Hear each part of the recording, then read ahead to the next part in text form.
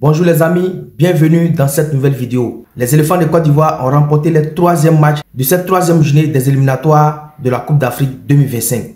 Les éléphants, vous le savez tous, ont battu la Sierra Leone sur le score de 4-1.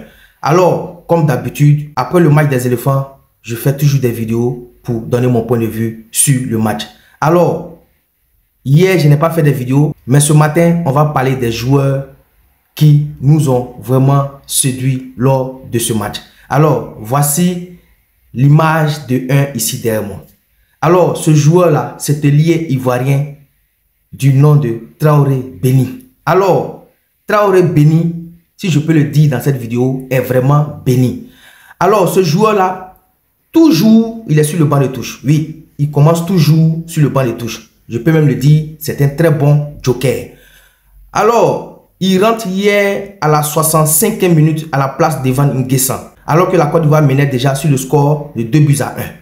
Mais le jeu des éléphants n'était pas trop séduisant parce que les Sierra Leonais donnaient l'impression de vouloir revenir dans le match. On a vu plusieurs occasions comme ça que les Sierra Leonais ont manqué de revenir à la marque parce que à un certain moment, le milieu de terrain des Ivoiriens était bouffé par les Sierra Leonais. À cause de cette pression, on a vu celui-même qui est devant la défense ivoirienne, Seri Jean-Michel, avait même des problèmes pour relancer souvent des ballons. Il a perdu plein de ballons comme ça hier devant la défense ivoirienne qu'on failli nous coûter cher. Alors, le sélectionneur Faye Mess, comme toujours, je vous dis, ce monsieur-là, c'est un génie. Il décide à la 65e minute de faire entrer Traoré Béni à la place d'Evan Nguessan et aussi Oumar Diakité. Alors, Traoré Béni rentre sur le côté gauche. On a vu tous ce qu'il a apporté hier sur ce côté gauche.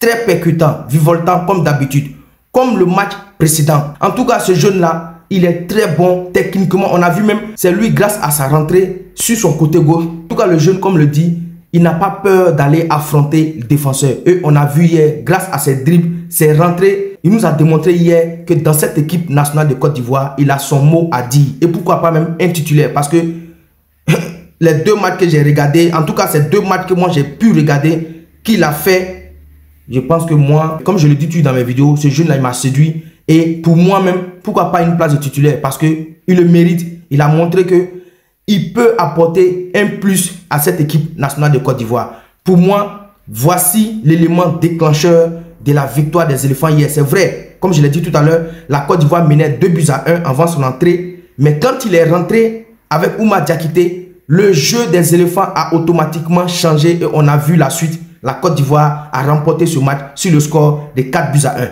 Félicitations encore à lui. Je pense que s'il continue sur cette lancée, d'ici quelques semaines, même disons quelques mois, il peut avoir sa place de titulaire sur les ailes des éléphants de Côte d'Ivoire. Félicitations encore à lui et bonne continuation pour la suite de sa carrière.